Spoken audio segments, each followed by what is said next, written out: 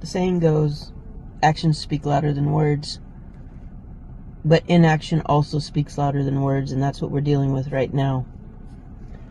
I'm sure I'm going to anger a lot of you with what I'm about to say, those of you still clinging to your illusions. Please trust me when I say I don't care. Where we're at right now, you're either for the children or against the children. My name is Shelly Carter. I have been the adoptive mom of Allison Carter for almost 16 years. Allie was raised as a child sex slave, beginning at the age of 3 months old, according to the CPS reports that I have in my possession. I posted those online. We are just coming off one of the worst smear and slander campaigns against us that I've ever witnessed. It was an attempt to silence Allie and to discredit me. I have literally had every accusation imaginable thrown my way. So believe me when I say, your anger over what I'm about to say won't faze me or shake me in the least. Your response will show me if you stand for or against the children. However, it is my deepest hope that after you lash out at me, you will take a moment to reflect. Reflect on what I'm saying, reflect who I am saying it for, and reflect on why I'm saying it now. Allie was raised in child sex slavery in the United States to be a sex slave to the elite. From infancy, she was sex trafficked, used in satanic bloodletting and sex magic rituals. To be trafficked at that level requires MKUltra programming, which ties to our U.S. government and the CIA. Allie has MKUltra programming. From the MKUltra programming, she has over 200 altars that I've documented. I believe it's closer to 300 or 400. The MKUltra programming was created in the dark shadows of our military by people with evil intent and at the guidance of the Black Panther's bloodline that she was born into. She was programmed as a child to sexually service and feed the evil, greed, and fetishes of the elite we all idolize. My fight began 16 years ago for her safety and for her healing, and for the justice for her and for every child and survivor that experienced the same things she did. As it stands, in the United States, conservatively speaking, 8 million children go missing a year. Add to that the 350,000 children missing from the U.S. border who are being trafficked as we speak. You may not understand what that level of fear, pain, and torture look like in the eyes of a child, but I do. I've seen it every day. I've seen it every hour of every day in each of the 200 of Allie's altars that come up in various stages of fear, pain, torture, and trauma. If you are a parent, I shouldn't have to explain the urgency to you that we as humans should feel to our very core that we need to solve this problem quickly and by any means necessary. If we cannot protect and care for our children, what is the point of anything else? I am disgusted and angry at the inaction of our new officials, tasked with the responsibility of bringing justice for the children. I've not seen urgency in them, but I have seen attempts to gaslight and placate the public. Pamela Bondi, Allie has given you express, verbal, and written permission to unredact her name in the child porn ledgers and the documents you possess from her time at the islands, from her time at Diddy's freak-off and white parties, from the numerous visits she was taken to at the Playboy Mansion, from her being trafficked over state lines to Snoop Dogg's 2009 concert in State Line, Nevada, from Oprah Winfrey's house, from being trafficked to Joe Biden's party under the Getty, from being trafficked to Obama, from being trafficked to Michelle, and from hundreds of other buyers listed on the ledgers that you seem determined to keep from the public.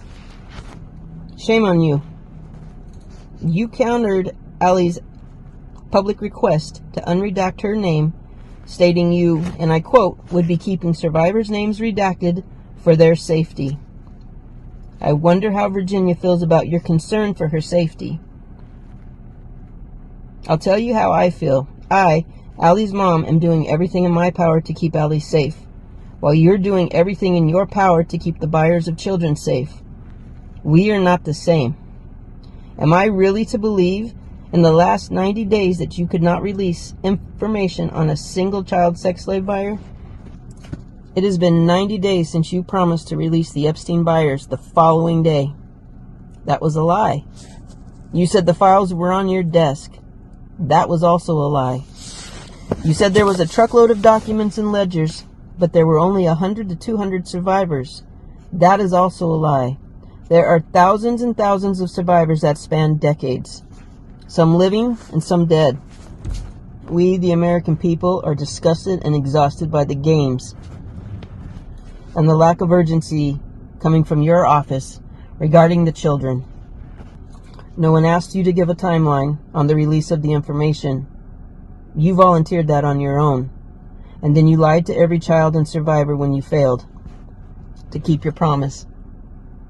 You broke trust with the American public as your first course of action. You did that. I'm just calling it out. I see your urgency to address and report on every other issue. Kesh Patel, when you stepped into your role as director of the FBI, you walked into a cesspool of corruption. Things like MK Ultra programming that created slaves out of human beings that were later trafficked because of the MK Ultra. I had hoped against hope that you would do what you said and be transparent and clean out the corruption at the FBI. I've not seen any evidence of that. The chaos and confusion that you participated in with Bondi over the Epstein files, whether they were a file folder that was on her desk, whether it was a truckload of tens of thousands of videos and ledgers coming from your office to hers, you've created chaos and confusion, and that reeks of corruption on your part. To add insult to injury, you and your sidekick went on live TV to tell the people that Epstein committed suicide, telling the American public your opinion on something is not transparency. True transparency would be you showing the Epstein files, unredacting the autopsy reports, unredacting any investigative information and releasing it to the public so we could see it for ourselves. That's what transparency is, and you are not doing any of that. So I have to ask myself, why would the new director of the FBI be covering up and hiding and shielding the buyers on the Epstein list? Why would the head of the DOJ, the Attorney General, why would she be hiding, covering up, stalling for the information of people that are buying children for sex slavery? 30 years ago, I was a sheep and I would have believed everything coming out of your mouth. But 16 years ago, I became the mom of a survivor, and I can see through the bullshit because I see how deep the corruption goes. The most foolish thing that I could be doing right now is calling out the Attorney General of the United States and the Director of the FBI. That's a death sentence. I understand that, but I also understand the depth of corruption. I also understand the evil that's being done to our children. And I would rather stand boldly and maybe even foolishly for the children's sake than to sit silently and let it continue. As long as there's breath in my lungs, I will continue to stand up to the highest officials on behalf of the children. Anybody, I don't care who you are or what position you hold, that is aiding and abetting buyers of children, sex slave traders, should be held accountable to the same punishment.